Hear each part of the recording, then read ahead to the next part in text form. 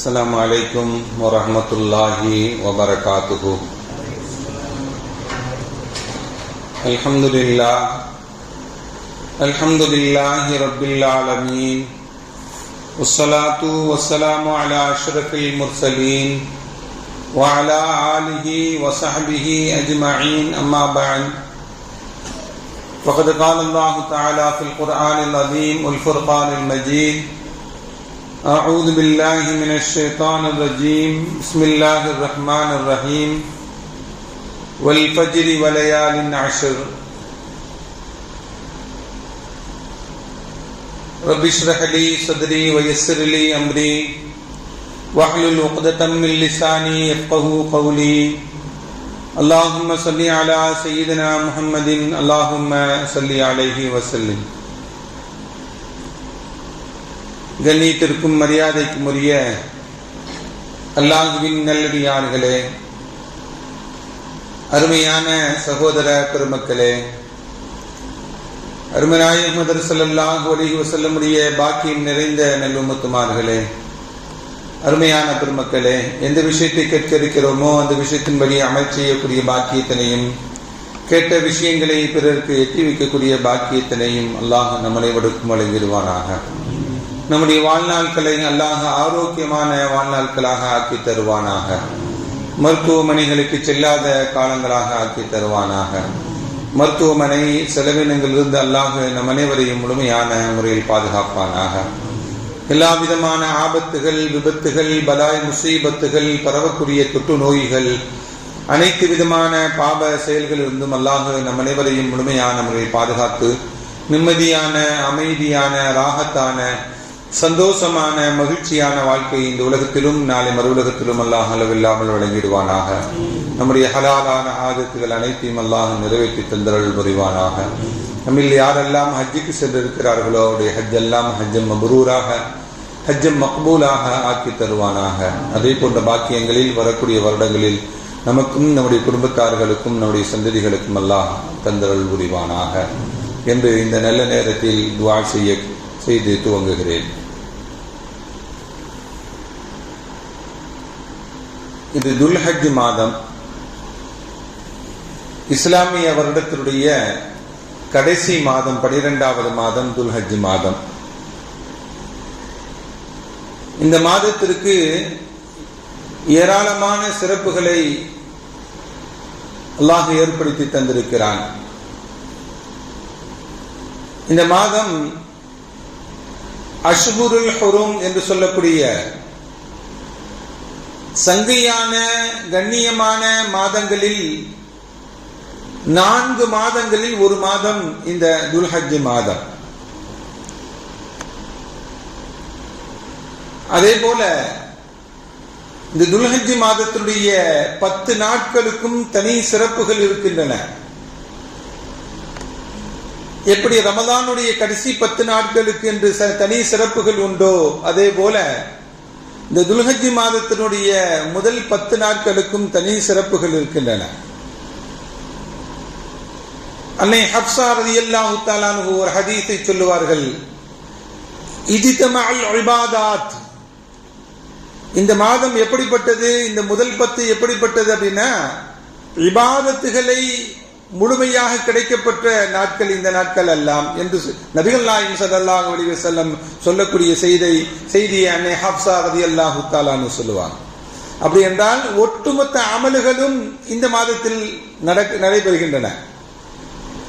தொழுகை இந்த மாதத்தில் இருக்கின்றன, நோன்பு இந்த மாதத்தில் இருக்கின்றன, தான தர்மங்கள் இந்த மாதத்தில் செய்யப்படுகின்றன. எந்த மாதத்திலும் இல்லாத ஒரு பிரத்யேகமான அமல் ஹஜ் என்பது இந்த மாதத்தில் தான் இருக்கிறது. அப்பனா எல்லா அமல்களும் ஒரு சேர செய்யக்கூடிய மாதம் தான் இந்த துல்ஹஜ் மாதம் என்பதை நபிகள் நாயகம் ஸல்லல்லாஹு அலைஹி வஸல்லம் சொல்வார். அதே போல நபிகள் நாயகம் ஸல்லல்லாஹு அலைஹி வஸல்லம் சொன்னாங்க: மா மின் அய்யாமின் அஹப்ப இலல்லாஹி அஷரதுல் ஹஜ்ஜ. அல்லாஹ் நாட்களிலே மிகவும் அல்லாஹ்வுக்கு பிடித்த நாட்கள் இந்த துல்ஹஜ் 10 நாட்கள் அல்லாஹ்வுக்கு மிகவும் பிடித்த நாட்கள் என்று நபிகள் நாயகம் ஸல்லல்லாஹு அலைஹி வஸல்லம் சொல்லி தர்றாங்க. அப்படி என்றால் அல்லாஹுக்கு பிடித்தமான நாட்கள் என்றால் நிறைய அமல்கள் நடைபெறுவதனால் இந்த 10 நாட்களும் அல்லாஹுக்கு பிடித்தமான நாட்கள் என்று நபிகள் நாயகம் ஸல்லல்லாஹு அலைஹி வஸல்லம் சொல்லி காட்டினார். இதை தாண்டி இந்த அல்லாஹ் திருக்குர்ஆனிலே ஹஜ்ரத் மூசா அலைஹிஸ்ஸலாம் அவர்கள் சம்பந்தமாக சொல்லுவான். வவாஅத்னா மூசா அலைஹிஸ்ஸலாம் அவர்களுக்கு அல்லாஹ் 30 லைலா 30 நாட்கள் நோன்பு வைப்பதற்கு அல்லாஹ் கட்டளையிடுவான். ஃபஅத்பம்னாஹா பிஅஷரின், அதை எக்ஸ்ட்ரா ஒரு 10 நாட்களையும் அல்லாஹ் என்ன பண்ணுவான், வைக்க சொல்லுவான்.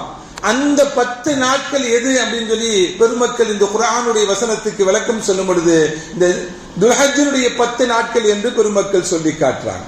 அப்படி என்றால் அந்த அதிகமான அந்த நோன்பு வைத்த 10 நாள் துல்ஹஜ்ஜுடைய அந்த 10 நாட்கள் என்று என்ன குர்ஆன் பிரத்யேகமாக மூசா அலைஹிஸ்ஸலாம் சம்பந்தமாக சொல்லக்கூடிய செய்தியும் இந்த துல்ஹஜ் 10 நாட்களுடைய சிறப்பை பற்றி சொல்லுகிறது. அதை தாண்டி இந்த மாதத்தில் தான் அல்யௌம அக்மல்து லக்கும் தீனக்கும், இந்த மார்க்கத்தை நாம் பரிபூரணப்படுத்தி கொடுத்து விட்டோம், கம்ப்ளீட் பண்ணிட்டோம் அப்படிங்கறது அல்லாஹ் இந்த மாசத்தில் இறங்கின துல்ஹஜ் மாசத்துல இறங்கிய வசனம் தான் இந்த வசனம் என்பதையும் பெருமக்கள் நமக்கு சொல்லுவாங்க. அருமையான பெருமக்களே, மூசா அலைஹிஸ்ஸலாம் அல்லாஹுடன் பேசியவர்கள் என்ற என்ன சிறப்பு உண்டு அவர்களுக்கு. அல்லாஹுடன் அதுக்கு தான் அவங்க கலீமுல்லா என்று சொல்லுவாங்க மூசா அலைஹிஸ்ஸலாம் அவங்கள. அந்த கலீமுல்லாவான மூசா அலைஹிஸ்ஸலாம் அவர்கள் அல்லாஹுடன் பேசினார்கள் என்று சொல்றாங்கல்ல, அந்த பேசிய நாள் துல்ஹஜ்ஜுடைய 10வது நாள் என்று பெருமக்கள் நமக்கு இதெல்லாம் சொல்வதற்குண்டான காரணங்கள் என்ன அப்படின்னா, இந்த மாசம் இவ்வளவு சிறப்புக்குரிய மாதம் என்பதுதான் நாம் நினைவில் வைத்துக் கொள்ள வேண்டும். அதே போல இந்த மாதத்தில் நாம் செய்யக்கூடிய நல்ல அமல்கள் இருக்கின்றன, ஹஜ் இருக்கின்றன, குர்பானி இருக்கின்றன. இந்த நல்ல அமல்கள் எல்லாம் எப்படிப்பட்டது, அல்லாஹ்வுடைய அடையாள சின்னங்களில் உள்ளது என்று குர்ஆன் சொல்லி காட்டுகிறது. ஸஃபாவையும் மருவாவையும் இன்ன ஸஃபா வல் மருவத மின் ஷஆயிரில்லாஹ், ஸஃபாவும் மருவாவும் அல்லாஹ்வுடைய அடையாள சின்னங்களில் உள்ளது என்று குர்ஆன் நமக்கு சொல்லி காட்டுவதை போல இந்த குர்பானி இருக்கிறது அல்லவா, அதுவும் அல்லாஹ்வுடைய அடையாள சின்னம் என்று குர்ஆன் சொல்லி காட்டுகிறது. யார் அல்லாஹ்வுடைய அடையாள சின்னங்களை கண்ணியப்படுத்துகிறார்களோ ஃபஇன்னஹா மின் தக்வல் குலூப், அது இறையச்சத்துக்கு உண்டானது என்று குர்ஆன் நமக்கு சொல்லி காட்டுகிறது. அல்லாஹ்வுடைய அடையாள சின்னங்களை கண்ணியப்படுத்தக்கூடியவர்கள் எப்படிப்பட்டவங்க, தக்வா உடையவர்கள், இறையச்சமுடையவர்கள் என்று குர்ஆன் நமக்கு சொல்லி காட்டக்கூடிய செய்திகள் எல்லாம் இந்த மாதத்தினுடைய சிறப்புகளை பற்றி நாம் சொல்லலாம். அதே போல நபிகள் நாயகம் ஸல்லல்லாஹு அலைஹி வஸல்லம் சொன்னாங்க, அஃதலு அய்யாமுத் துன்யா, துன்யாவுடைய நாட்களிலே மிகச்சிறந்த நாள் எது தெரியுமா, அய்யாமுல் அஷர், இந்த 10 நாட்கள் தான் என்று நபிகள் நாயகம் ஸல்லல்லாஹு அலைஹி வஸல்லம் சொன்னாங்க. துன்யாவுடைய நாட்களிலே மிகச்சிறந்த 10 நாட்களே மிகச்சிறந்த நாட்கள் இந்த 10 நாட்கள் தான். அந்த நாட்கள்ல என்ன பண்ணணும் அப்படிங்கறத நபிகள் நாயகம் ஸல்லல்லாஹு அலைஹி வஸல்லம் தொடர்ந்து சொல்லும்போது சொல்வாங்க, அக்திரு ஃபீஹின்ன, அந்த நாளையில் அதிகமாக நீங்கள் செய்து கொள்ளுங்கள், அத்தஸ்பீஹ் வத்தக்பீர் வத்தஹ்லீல் வத்தஹ்மீத், இதையெல்லாம் அதிகமாக செய்து கொள்ளுங்கள். அப்படின்னா என்ன, மூலங்களிமோ ஓதிக்கிட்டா இதெல்லாம் கிடைச்சிடும். சுப்ஹானல்லாஹ் சொல்வது, அல்ஹம்துலில்லாஹ் சொல்வது, லா இலாஹ இல்லல்லாஹ் என்று சொல்வது, அல்லாஹு அக்பர் என்று சொல்வது, இதையெல்லாம் 3ஆம் கலிமா அதிகமாக ஓதிக்கொள்ள வேண்டும். சுப்ஹானல்லாஹ், அல்ஹம்துலில்லாஹ், லா இலாஹ இல்லல்லாஹ், அல்லாஹு அக்பர், இந்த வார்த்தைகளை அதிகமாக நீங்கள் சொல்லிக் கொள்ளுங்கள், இந்த திக்ர்களை அதிகமாக செய்து கொள்ளுங்கள். ஏனென்றால் இந்த மாதம் எப்படிப்பட்டது, நாட்களிலே மிகச்சிறந்த 10 நாட்கள், இந்த நாட்கள் மிகச்சிறந்த நாட்கள் என்று நபிகள் நாயகம் ஸல்லல்லாஹு அலைஹி வஸல்லம் சொல்லிட்டு இந்த திக்ர்களை, அல்லாஹ்வை நினைவுபடுத்தக்கூடிய இந்த வார்த்தைகளை அதிகமாக பயன்படுத்திக் கொள்ளுங்கள், ஓதிக்கொள்ளுங்கள் என்று நபிகள் நாயகம் ஸல்லல்லாஹு அலைஹி வஸல்லம் நமக்கு சொல்லி காட்டுவார். அருமையான பெருமக்களே, இப்படி இந்த மாதத்தில் சிறப்பாக இருக்கக்கூடிய ஹஜ்ஜி, அதே போல குர்பானி, ஹஜ்ஜி இந்த மாதத்தில் தான் செய்ய முடியும். அதே போல குர்பானி எப்பதான் செய்ய முடியும், இந்த மாசத்துல தான் செய்ய முடியும். வேற எந்த மாசத்திலையும் குர்பானி கடமை அல்ல. அந்த குர்பானி சம்பந்தமாக அல்லாஹ் திருக்குர்ஆனிலே சொல்லும் பொழுது, ஃபஸல்லி லிரப்பிக வன்ஹர், நீங்கள் அல்லாஹ்வை வணங்குங்கள், தொழுகுங்கள், வன்ஹர், நீங்கள் என்ன பண்ணுங்க, குர்பானி கொடுங்கள் என்று அல்லாஹ் நமக்கு சொல்லி காட்டக்கூடிய குர்பானி கொடுப்பதற்குண்டான கட்டளையாக அல்லாஹ் குர்ஆனுடைய வசனத்திலே நமக்கு சொல்லி காட்டுகிறார். அப்படி என்றால் அல்லாஹ்வுடைய கட்டளையை தான் நாம் குர்பானியாக நிறைவேற்றுகிறோம் என்பதுதான் இந்த குர்ஆன் வசனம் நமக்கு சொல்லித் தருகிறது. அதே போல இந்த குர்பானி என்பது அல்லாஹ் திருக்குர்ஆனிலே சொல்லுவான், வணக்க வழிபாடுகளில் உள்ளது. இன்னஸ் ஸலாத்தி வ நுஸுகி வ மமாத்தி வ மஹ்யாய வ மமாத்தி லில்லாஹி ரப்பில் ஆலமீன். இந்த உலகத்தில் நாம் வாழ்வதும், இந்த உலகத்தில் நாம் மரணிப்பதும், இந்த உலகத்தில் நாம் செய்யக்கூடிய தொழுகை, நாம் செய்யக்கூடிய இந்த குர்பானி போன்ற நல்ல அமல்கள் எல்லாம் லில்லாஹி ரப்பில் ஆலமீன். யாருக்கு தான் செய்யணும்? அல்லாஹ்வுக்கு தான் செய்ய வேண்டும் என்று குர்ஆன் சொல்லி காட்டுகிறது. அப்படி என்றால் இறை கட்டளை ஒரு வகையாக இருந்தாலும் இது இபாதத்துகளில் கட்டுப்பட்டது, அமல்களில் கட்டுப்பட்டது என்பதை இந்த குர்ஆன் வசனம் நமக்கு சொல்லித் தரக்கூடிய செய்தி. அருமையான பெருமக்களே, நபிகள் நாயகம் ஸல்லல்லாஹு அலைஹி வஸல்லம் சொல்லுவாங்க, மா அமில இப்னு ஆதம் மின் அமலின், ஆதமுடைய மகன் செய்யக்கூடிய அமல்களிலே எப்ப யௌமுன் நஹர், குர்பானி கொடுக்கக்கூடிய துல்ஹஜ்ஜுடைய 10வது நாளில் செய்யக்கூடிய அமல்களிலே என்ன அஹம்மு இலல்லாஹ், அல்லாஹ்வுக்கு மிகவும் பிடித்தமான அமல் தெரியுமா? இஹ்ராகுத்தம், இரத்தத்தை ஓட்டுவதுதான். இரத்தத்தை ஓட்டுவதுன்னா ஆடை அறுத்து பலியிட்டு அல்லாஹ்வுக்காக நீ கொடுக்கக்கூடிய செயல்தான் அல்லாஹ்வுக்கு மிகவும் பிடித்தமான அமல். எப்ப? துல்ஹஜ் 10வது நாள்ல செய்யக்கூடிய அமல்களிலே அல்லாஹ்வுக்கு மிகவும் பிடித்தமான அமல் எது? குர்பானி கொடுப்பதுதான் என்பதை நபிகள் நாயகம் ஸல்லல்லாஹு அலைஹி வஸல்லம் சொல்லி காட்டாங்க. அப்படி என்றால் அந்த 10வது நாளில் செய்யக்கூடிய மிகச்சிறந்த அமலை நமக்கு கடமையாக இருந்தால், யாரும் அந்த பாக்கியங்களை விட்டுவிடக் கூடாது. அல்லாஹ்வுக்கு பிடித்த செயலை செய்யும் பொழுது அல்லாஹ் நமக்கு நாம் விரும்பியதையும் அல்லாஹ் நமக்கு செய்து காட்டுவான். அருமையான பெருமக்களே, அதே போல நபிகள் நாயகம் ஸல்லல்லாஹு அலைஹி வஸல்லம் அவங்க நமக்கு சொல்லி காட்டுவாங்க, இந்த இஹ்ராகுத்தம் இருக்கிறது அல்லவா, இரத்தத்தை ஓட்டுவது. என்ன இரத்தத்தை ஓட்டக்கூடிய இந்த செயல் எப்படி? இந்த இரத்தத்தை ஓட்டக்கூடிய இந்த குர்பானி கொடுக்கக்கூடியது எதனால கொடுக்கிறோம் அப்படின்னா, இன்னஹா லதஅதி யௌமல் கியாமா, இந்த குர்பானி கொடுக்கக்கூடிய பிராணி நாளை மறுமை நாளையே வரும். பிகுரூனிஹா, அதனுடைய கொம்போடு வரும். வ அஷ்ஆரிஹா, அதனுடைய முடிகளுடன் வரும். வ அல்ஃபாரிஹா, அதனுடைய குழம்புகளுடன் நகங்களுடன் என்ன பண்ணும் அது வரும் என்று நபிகள் நாயகம் ஸல்லல்லாஹு அலைஹி வஸல்லம் சொல்லி காட்டுவாங்க.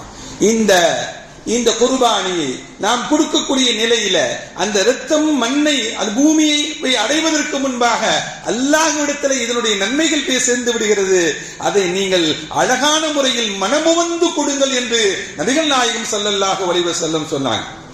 ஃபதூபிஹா நஃப்ஸன், அதை மனமுவந்து சந்தோஷமாகவும் மகிழ்ச்சியாகவும் கொடுங்கள் என்று நபிகள் நாயகம் ஸல்லல்லாஹு அலைஹி வஸல்லம் நமக்கு சொல்லி காட்டாங்க. அப்படி என்றால் குர்பானி கொடுக்கக்கூடிய அந்த அமலை சந்தோஷமாகவும் மகிழ்ச்சியாகவும் அல்லாஹ் நம் மீது கடமையாக்கி இருக்கிறான் என்பதை மனசுல வைத்துக் கொண்டு அந்த அமலை நாம் நிறைவேற்ற வேண்டும் என்பதுதான் இந்த ஹதீஸ் நமக்கு சொல்லி காட்டுகிறது. அருமையான பெருமக்களே, நபிகள் நாயகம் ஸல்லல்லாஹு அலைஹி வஸல்லம் அவங்க குர்பானி கொடுத்தாங்க.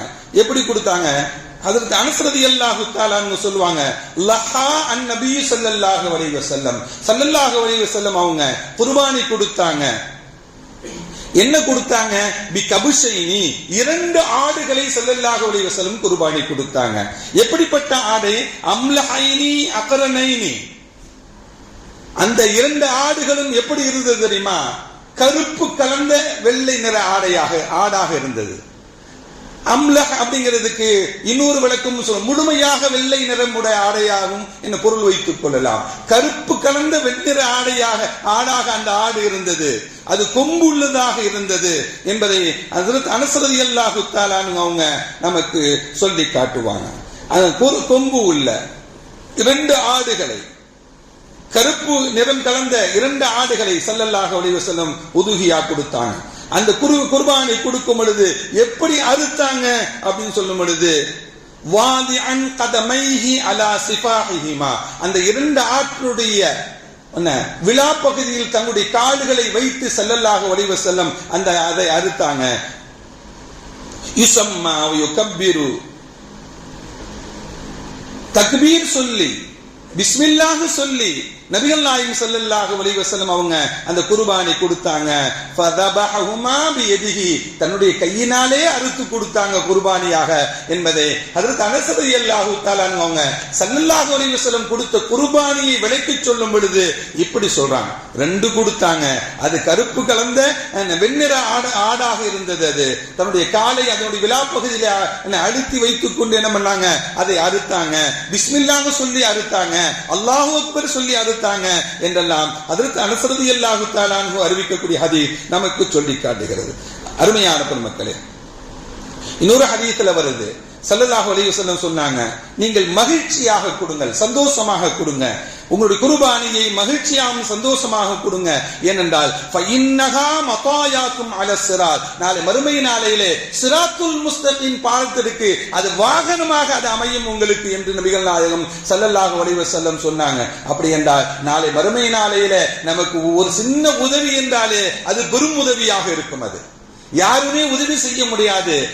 மனைவி கணவனுக்கோ, கணவன் மனைவிக்கோ, தந்தை பிள்ளைக்கோ, பிள்ளை தந்தைக்கோ யாரும் உதவி செய்ய முடியாத அந்த நாளையில் நமக்கு ஒரு உதவியாக ஒன்று கிடைக்கிறது என்றால் நாம் கொடுக்கக்கூடிய குர்பானி சிராத்துல் முஸ்தகீம் பாலத்தை கடந்து செல்வதற்கு அது வாகனமாக அமையும் என்று நபிகள் நாயகம் ஸல்லல்லாஹு அலைஹி வஸல்லம் நமக்கு சொல்லிக் கொடுத்தார்கள் என்றால் அருமையான பெருமக்களே, அந்த குர்பானியை நாம் நிறைவேற்ற வேண்டும். அதன் மூலமாக அது மகிழ்ச்சியாக நாம் நிறைவேற்ற வேண்டும் என்பதுதான் இந்த ஹதீஸ் நமக்கு சொல்லித் தரக்கூடிய செய்தி. அருமையான பெருமக்களே, நபிகள் நாயகம் ஸல்லல்லாஹு அலைஹி வஸல்லம் அவங்கள்ட்ட சஹாபாக்கள் எல்லாம் வந்து கேட்டாங்க, இந்த குர்பானி கொடுக்குமே மாஹாதிஹில் அல்லாஹி, இது என்ன குர்பானி, இந்த குர்பானி கொடுக்கக்கூடிய முறைகள் தான் என்ன, இது யாருடைய நடைமுறை என்றெல்லாம் நபிகள் நாயகம் ஸல்லல்லாஹு அலைஹி வஸல்லம் அவங்கள்ட்ட மாஹாதிஹி அல்லாஹி, இது என்ன குர்பானி, குர்பானியை பற்றி எங்களுக்கு சொல்லுங்க என்று சொல்லும் பொழுது ஸல்லல்லாஹு அலைஹி வஸல்லம் சொன்னாங்க, சுன்னத அபீக்கும் இப்ராஹிம் அலைஹிஸ்ஸலாத்து வஸ்ஸலாம், உங்களுடைய தந்தையான ஹஜ்ரத் இப்ராஹிம் அலைஹிஸ்ஸலாம் அவருடைய சுன்னத்து என்று நபிகள் நாயகம் ஸல்லல்லாஹு அலைஹி வஸல்லம் சொன்னாங்க.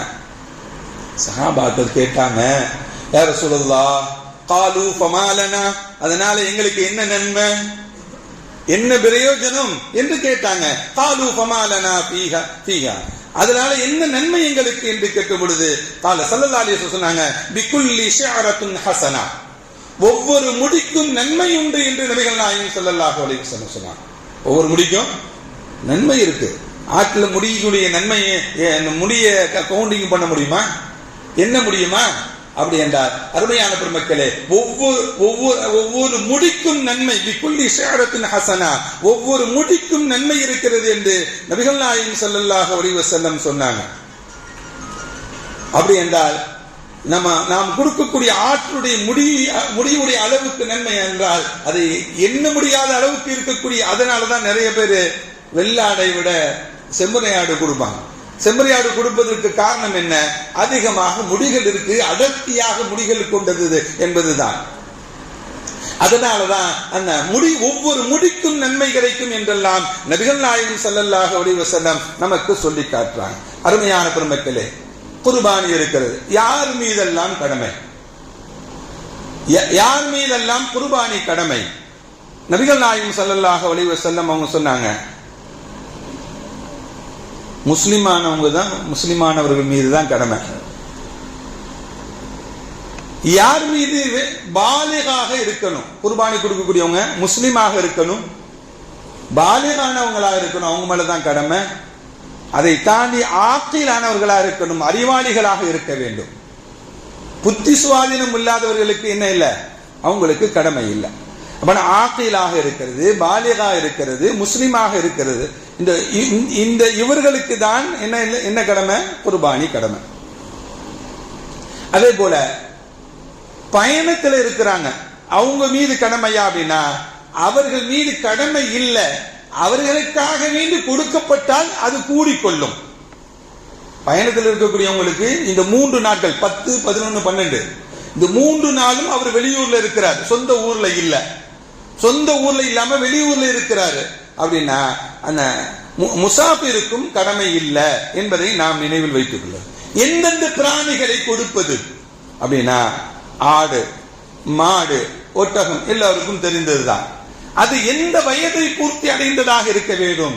ஆடாக இருந்தால் அது 1 வயதை பூர்த்தி அடைந்ததாக இருக்க வேண்டும். மாடாக இருந்தால் 2 வயதை பூர்த்தி அடைந்ததாக இருக்க வேண்டும். ஒட்டகமாக இருந்தால் 5 வருடத்தை பூர்த்தி அடைந்ததாக இருக்க வேண்டும். 5 வயசு கம்ப்ளீட் ஆகும். ஆடாக இருந்தால் 1 வயசு கம்ப்ளீட் ஆயிருக்கணும். மாடா இருந்துச்சுன்னா 2 வயசு கம்ப்ளீட் ஆயிருக்கணும். ஒட்டகமா இருந்துச்சுன்னா 5 வயசு கம்ப்ளீட் ஆயிருக்கணும். இதுல இருந்து வயது குறைந்ததை ஒரு 3 மாசம் கம்மி, 1 மாசம் கம்மி, இதெல்லாம் கவனமாக பார்த்து வாங்கணும். இதெல்லாம் யாருக்கு தெரியும் அப்படின்னா அது சம்பந்தப்பட்டவங்களுக்கு தெரியதான் செய்யும். பல்லு பிடிச்சு பார்ப்பாங்க. பல்லு பிடிச்சு பார்க்கிறது ஒரு முறையாக இருந்தாலும் அதுவே முடிவாகவும் இருக்கக்கூடாது. அதுவே முடிவாக, ஏன்னா சில பேருக்கு குழந்தைகளே பார்த்தீங்கன்னா சீக்கிரம் பல்லு முளைச்சிரும். குறிப்பிட்ட நாட்களுக்கு முன்பாகவே அப்படி கூட இருக்கலாம். அதனால அது மட்டுமே முடிவாக இல்லாம வயதை நாம் தெளிவாக தெரிந்து கொள்ள வேண்டும் என்பதை மார்க்கம் நமக்கு சொல்லி காட்டுகிறது. அருமையான பெருமக்களே, இந்த குர்பானி அப்படிங்கிறது ஆடு மாடு ஒட்டகம் வயதை நாம பார்த்தோம். எப்படிப்பட்ட பிராணிகளை எல்லாம் கொடுக்கலாம், எப்படிப்பட்ட அது நல்ல கொழுத்ததாக இருக்கணும், நம்ம அதை பார்க்கணும். ஸல்லல்லாஹு அலைஹி வஸல்லம் அப்படித்தானே பார்த்தாங்க. நல்ல கொழுத்த கொம்பு உள்ள என்ன இப்படி நம்ம பிராணிகளா பார்க்கணும். நம்ம கொம்பை இல்லை, அது முளைக்கவே இல்லை, கொடுக்கலாமா கொடுக்க கூடாதா? தாராளமாக கொடுக்கலாம். பிறக்கும் பொழுதே என்ன இல்லை, கொம்பு இல்லை, அப்படிதான் அது இருக்கு அப்படின்னா கொடுக்கலாமா? கொடுக்கலாம், தாராளமாக கொடுக்கலாம். சில குறைகள் இருக்கக்கூடாது. கொம்பு இருந்துச்சு, லேசா முனை மட்டும் உடைஞ்சிருச்சு, கொடுக்கலாமா? தாராளமா கொடுக்கலாம். அதே கொம்பு இருந்துச்சு, அது உடைஞ்சு அதனுடைய சதைகள் எல்லாம் பிஞ்சு வந்துருச்சு அப்படின்னா கண்டிப்பா கொடுக்க கூடாது. அது கண்டிப்பா என்ன பண்ணக்கூடாது, கொடுக்க கூடாது. அப்ப நான் கொம்பு உள்ளது கொடுக்கலாம், கொம்பே இல்லாததையும் கொடுக்கலாம். ஆனால் கொஞ்சமாக உடைஞ்சிருச்சு வாங்கின பிறகு கொடுக்கலாம். முழுமையாக சதையோடும் பிச்சுக்கிட்டு தோலோடு பிச்சுக்கிட்டு வந்துருச்சு கொம்பு அப்படின்னா அந்த கொம்பு உடைந்ததை என்ன பண்ணக்கூடாது, கொடுக்க கூடாது அப்படிங்கிறத நாம் நினைவில் வைத்துக் கொள்ள வேண்டும். அதே போல நாம் பிராணிகளை வாங்கும் பொழுது நாம் கவனமாக வாங்க வேண்டும். அந்த அதனுடைய பார்வை எப்படி இருக்கிறது, 2 கண்களும் நல்ல பார்வை உள்ளதாக இருக்குதா? சில பேருக்கு சில இதுக்கு ஒரு கண்ணு தெரியும், ஒரு கண்ணு தெரியாது. அது கண் விழியை வைத்து பார்த்தால் நமக்கு தெரியாது. அந்த கண் அசைவுகளும் அது பார்க்கக்கூடிய முறைகளும் வச்சு என்ன பண்ணுவாங்க, சில பேர்லாம் ஆடு தட்டுவாங்க, டக்குன்னு அது ஒரு மாதிரியா இது ஆகும். அதை வச்சு அவங்க அதுக்கு பார்வை இருக்கு அப்படின்னு சொல்லி விளங்கிக்குவாங்க. அந்த முறைகளை எல்லாம் நாம் பார்த்து கொள்ள வேண்டும். அதே போல வாலு, காது இதெல்லாம் துண்டிக்கப்பட்டது. எவ்வளவு துண்டித்திருந்தால் 1/3 ஒரு பகுதி, அதை விட குறைவானதாக இருந்தா என்ன பண்ணிக்கலாம், 3/3 ஒரு பகுதிக்கும் குறைவானதாக இருந்தா கூடும்.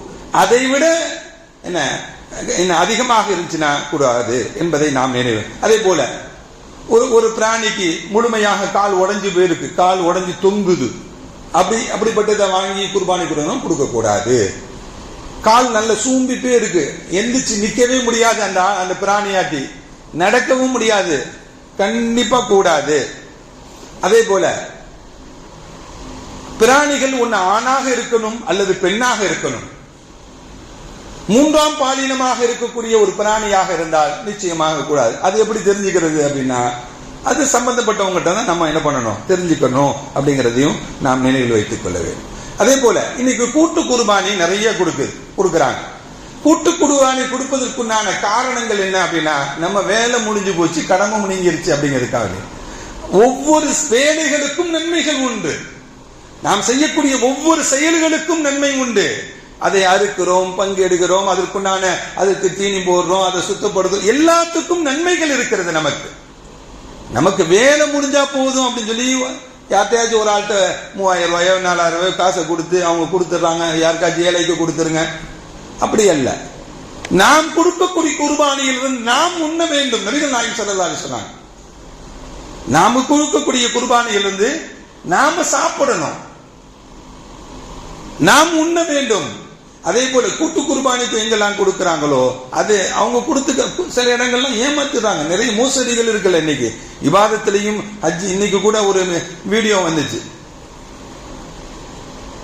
ஏதோ ஒரு ஊர் முஸ்லீம் ஊர்ல தான் எத்தனையோ பேர்கள் ஹஜ்ஜுக்கு பணம் வாங்கிட்டு ஹஜ்ஜுக்கு அனுப்பல, ஏமாத்திட்டதாக போலீஸ் ஸ்டேஷன்ல போய் நிக்கிறாங்க. இப்படி இபாதத்தை வைத்து மோசடி செய்யக்கூடியவர்கள் ஒரு கூட்டம் இருக்கிறார்கள். அதே போல குர்பானி மோசடிகளும் இன்னைக்கு இருக்கிறது. நாம ஒரு நல்ல கல்வி நிறுவனமாக மதரசாக்கள் இருக்கின்றன, ஆலிமிகள் நிறைந்த இடமாக இருக்கணும், நிறைய பிள்ளைகள் ஓதக்கூடிய இடமாக இருக்கணும். அந்த அதுக்குண்டான அவர்கள் என்ன பண்ணுவாங்க, ஓரளவு தக்வாவுடனும் இறையச்சத்துடனும் செய்வாங்க. அதே போன்ற இடங்களா பார்த்து என்ன பண்ணணும், நம்ம கொடுக்கணும். அதே போல குர்பானி கொடுக்கிறோம். நம்ம குர்பானி கொடுக்கும் பொழுது கூட்டு குர்பானியில ஒரு ஆள் அக்கீகா செய்யறார்.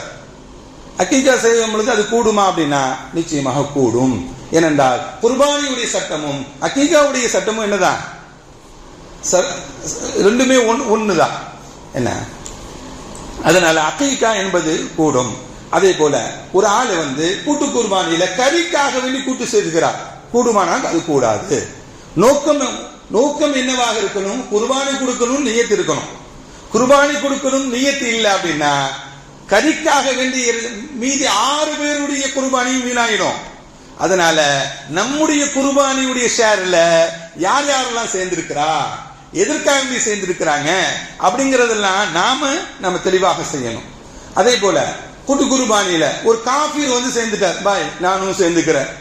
இன்னைக்கு எதை கொடுத்தாலும் காசு கொடுத்தா வாங்குறதுன்னு செய்யறாங்க எல்லா இடத்துலயும். என்ன, அதுல ஒரு ஷேர் நாம் கொடுக்கக்கூடிய குர்பானியுடைய ஷேர்ல ஒரு காஃபீர் கலந்துட்டாரு, கூடுமா அப்படின்னா கூடாது. ஏன்னா அவர் மேல கடமையே இல்லை. ஒரு முஸ்லீம் கறிக்காக வேண்டி சேர்ந்தாலே கூடாது அப்படின்னா காஃபீர் சேர்ந்தா கூடாதுதான் என்பதெல்லாம். அதே போல நாம் கொடுக்கக்கூடிய கூட்டு குர்பானியில நாம இருக்கிறோம், கூட 4 பேர் இருக்கிறாங்க, 2 பங்கு மீதமா இருக்கு. நம்முடைய தாய் தகப்பனுக்காக ஈசால் சவாபுக்காக வேண்டி என் தாய் தகப்பனுடைய பெயர்ல குர்பானி கொடுக்கிற ஈசால் சவாப் கூடுமா அப்படின்னா தாராளமாக கூடும். இப்படி நாம் சட்டங்களை தெரிந்து கொண்டு குர்பானியை சரியான முறையில் கொடுக்க வேண்டும். அந்த குர்பானியின் மூலமாக கிடைக்கக்கூடிய நன்மைகள் ஏராளம். வசதி உள்ளவர்கள் நாம் குர்பானி கொடுக்க வேண்டும். ஸல்லல்லாஹு அலைஹி வஸல்லம் சொன்னாங்க, மன் வஜத ஸஅத்தன், யார் ஒருவர் வசதி வாய்ப்புகள் இருந்து ஃபலம் யுதஹ, அவன் குர்பானி கொடுக்கவில்லையோ ஃபலா யக்ருபன்ன முஸல்லானா, அவர் நம்முடைய தொழுகுமிடத்திற்கு நெருங்க வேண்டாம் என்று சொன்னாங்க ஸல்லல்லாஹு அலைஹி வஸல்லம். நாம் தொழுகுமிடத்திற்கு நெருங்கவே வேண்டாம் என்று நபிகள் நாயகம் ஸல்லல்லாஹு அலைஹி வஸல்லம் சொல்லி காட்டினார். அருமையான பெருமக்களே, அப்படி என்றால் என்ன, குர்பானி கொடுக்கக்கூடியவர் நம்மளை விட்டு ஒதுங்கி இருக்கட்டும், நம் பக்கம் சேர வேண்டாம் என்பதுதான் நபிகள் நாயகம் ஸல்லல்லாஹு அலைஹி வஸல்லம் இந்த ஹதீஸ்ல நமக்கு சொல்லி காட்டுறான். அதை தாண்டி அரஃபாவுடைய நாள்னு ஒண்ணு இருக்கு. இந்த 10 நாள்ல அரஃபாவுடைய நாள் எப்ப அப்படின்னா, நாம் பெருநாள் கொண்டாடக்கூடியதுக்கு முதல் நாள், நம் பெருநாள் கொண்டாடக்கூடிய நாளுக்கு முதல் நாள் அரஃபாவுடைய நாள். 28ஆம் தேதி பெருநாள் நமக்கு வியாழக்கிழமை. புதன்கிழமை அன்றைய தினம் நோன்பு பிடிக்க வேண்டும். ஒரு நாள் என்ன பண்ணணும், நோன்பு பிடிக்கணும். நபிகள் நாயகம் ஸல்லல்லாஹு அலைஹி வஸல்லம் சொன்னாங்க, அந்த ஸௌமு யௌம அரஃபா, அந்த அரஃபாவுடைய நாளில் நோன்பை பற்றி சொல்லும்போது யுகஃபிரு ஸனதைன், 2 வருடங்களுடைய பாவங்கள் மன்னிக்கப்படுகின்றன. கடந்த வருடத்தினுடைய பாவமும் வரக்கூடிய வருடத்தினுடைய பாவம் மன்னிக்கப்படுகின்றன என்று நபிகள் நாயகம் ஸல்லல்லாஹு அலைஹி வஸல்லம் நமக்கு சொல்லி காட்டினாங்க. இந்த துல்ஹஜ் மாதத்தை அல்லாஹ் நமக்கு கண்ணியமான மாதமாக, அமல்கள் நிறைய செய்யக்கூடிய மாதமாக, நாம் செய்யக்கூடிய அமல்கள் எல்லாம் அல்லாஹ்விடத்தில் கபூலியத் என்று நிலை பெறக்கூடிய மாதமாக அல்லாஹ் இந்த மாதத்தை ஆக்கி அருள் புரிவானாக. வ ஆகிரு தஅவானா அல்ஹம்துலில்லாஹி ரப்பில் ஆலமீன். அஸ்ஸலாமு அலைக்கும் வ ரஹ்மத்துல்லாஹி வ பரகாத்துஹு.